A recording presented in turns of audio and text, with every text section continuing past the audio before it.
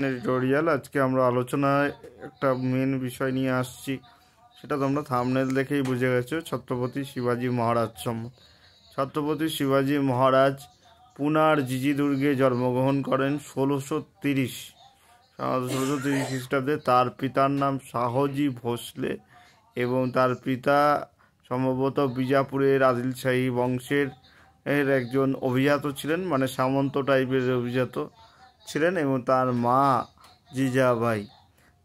তিনি ছোটবেলা থেকে পিতার সান্নিধ্যে মানুষ না হয়ে একজন বিদগ্ধ পণ্ডিত ছিলেন দাদাজি কোণ্ডদেবের সান্নিধ্যে তার ছোটবেলা কাটে এবং মহারাষ্ট্রের পার্বত্য অঞ্চলে বা দাক্ষিণাত্যের পার্বত্য অঞ্চলে কিন্তু তার ছোটবেলা কেটেছিল।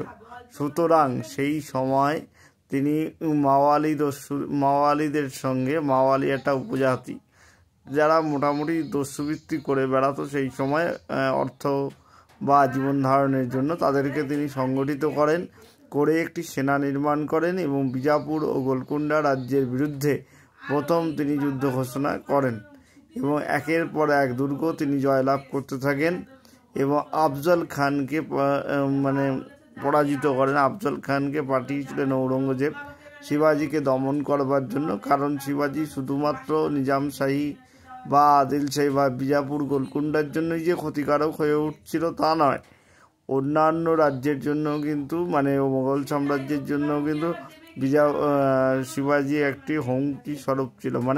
মোগল সাম্রাজ্যের সার্বভৌমত্ব, তুমি যদি কোনো রাজ্যের রাজা হও, সম্রাট হও, তুমি চাইবে না তোমার অধীনস্থ এলাকায় অন্য কেউ নতুন করে মাথাচাড়া দিয়ে উঠুক এবং সে নিজের রাজ্য প্রতিষ্ঠা করুক। এমতো অবস্থায় কিছুতেই কিন্তু ঔরঙ্গজেব শিবাজীকে দমন করতে পারছিলেন না। প্রথমে তার মা শায়েস্তা খাঁকে পাঠানো হয়। শায়েস্তা খাঁ কিন্তু একটা আঙুল হারিয়েছিলেন, আঙুল যুদ্ধের সময় বা লড়াই করার সময় কেটে গিয়েছিল, এবং এরপরে বিখ্যাত সেনাপতি জয় সিংহকে পাঠান। 1665 খ্রিস্টাব্দ নাগাদ জয় সিংহকে পাঠান এবং জয় সিংহের সঙ্গে পুরন্দরের সন্ধি স্বাক্ষরিত হয়। এই সন্ধির শর্ত অনুযায়ী শিবাজীকে 23টা দুর্গ ছেড়ে দিতে হয়, 23টা দুর্গ ছেড়ে দিতে হয় এবং পুরন্দরের শর্তের জামিন রূপে পুত্র শম্ভুজিকে মুঘলদের কাছে জামিন রূপে বন্ধক রাখতে হয়। তখনকার দিনে এটা একটা নিয়ম ছিল যতক্ষণ, এবং কিছু অর্থও কিন্তু দিতে হয়। এই ছিল টোটাল জয়সিংহের সঙ্গে যাবতীয় সন্ধি। এবং জয়সিংহ তারপর শিবাজীকে মুঘল রাজদরবারে আমন্ত্রণ জানান। মুঘল রাজদরবারে আমন্ত্রণ জানানোর পর তিনি কিন্তু মুঘল রাজদরবারে যান এবং মুঘল রাজদরবারে গেলে তাকে 5000 মনসবদার সম্ভবত দেওয়া হয়েছিল। 5000 মনসবদার দেওয়ার পর শিবাজী কিন্তু রেগে যান। শিবাজী মনে করেন যে আমার নিজেরই তো 5000 মনসবদারের সামন্ত থাকে, আমি যদি মুঘল সাম্রাজ্যের 5000 মনসবদার হই সেটা আমার মর্যাদার ক্ষেত্রে হানিকারক। তাই তিনি বাধ্য হয়ে শিবাজী কিন্তু সেখান থেকে বিমর্ষ হয়ে রাজদরবার থেকে মুঘলদের দেওয়ানি আমের থেকে তিনি চলে আসেন এবং এসে তিনি নিজের ঘরে ছিলেন। এই কথা যখন ঔরঙ্গজেবের কানে যায়, ঔরঙ্গজেব তখন তাকে বন্দি করেন এবং ঔরঙ্গজেব বন্দি করবার পর কিছুকাল বন্দি অবস্থায় থাকবার পর শিবাজী একটি পরিকল্পনা করেন। পরিকল্পনা অনুসারে তিনি প্রথমে ঔরঙ্গজেবকে একটি চিঠি পাঠান। সেই চিঠিতে তিনি লেখেন তার আগ্রার আবহাওয়া খুব ভালো লেগেছে, তিনি এই বন্দিদশা থেকে এখান থেকে আর ফেরত যেতে চান না। তিনি তার মা এবং স্ত্রীকে আগ্রায় আনিয়ে নেওয়ার কথাও বলেন, যাতে ঔরঙ্গজেব তার প্রতি একটু সন্তুষ্ট হয়। সেই জন্য তিনি এই পরিকল্পনাটি করেছিলেন। এরপরে তিনি পরিকল্পনা করলেন যে প্রতিদিন তার শরীর কিন্তু দিনের পর দিন অসুস্থ, দিনের পর দিন অসুস্থ বলতে এটি তার পরিকল্পনার একটি অঙ্গ ছিল। আদতে তিনি অসুস্থ নন, কিন্তু অসুস্থ হওয়ার ভান করেছিলেন যাতে তিনি পালাতে পারেন। সেই জন্য ওই ফলের ঝুড়িতে করে প্রতিদিন ফল আসতো, সেই ঝুড়িতে প্রতিদিন ফল আসতো, প্রতিদিন চেকিং করা হতো ফল আসছে কিনা বা অন্য কিছু আসছে কিনা। কিন্তু প্রতিদিন যখন একই ঘটনা ঘটতে লাগলো, তখন যারা রক্ষী, যারা দ্বাররক্ষক, যারা পাহারাদার, তাদের মধ্যে একটা অত আর গুরুত্ব দিয়ে তারা দেখতো না।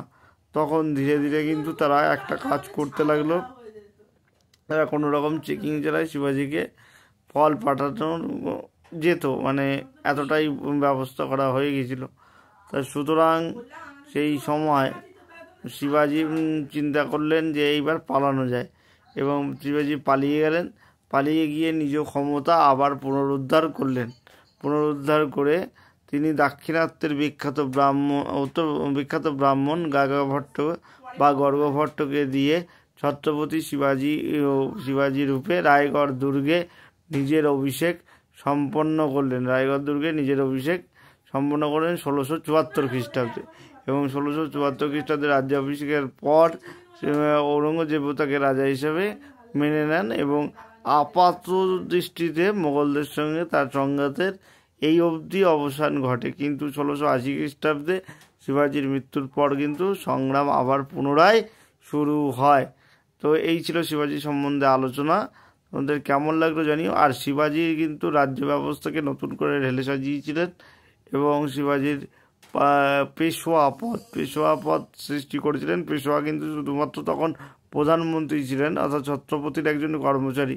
এছাড়া অষ্টপ্রধান, মানে 8 বিষয়ে প্রধান, বা পররাষ্ট্র বিষয়ক প্রধান, ধর্মীয় বিষয়ক প্রধান, বিচারক, এদেরকে নিয়েও টোটাল অষ্টপ্রধান বা 8 জন ব্যক্তিদের দ্বারা তিনি মন্ত্রিসভা গঠন করেছিলেন। মারাঠা সেনাবাহিনীতে শিলদার ও বর্গী 2 ধরনের সেনা ছিল। মারাঠারা মূলত চৌথ ও স্বদেশমুখী নামে 2 ধরনের কর আদায় করত।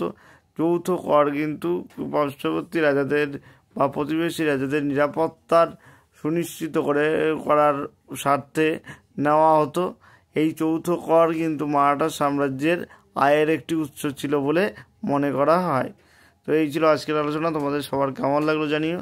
অবশ্যই ভিডিওটা অনেক শেয়ার করো ও অনেকে জানতে সাহায্য করো। Good night.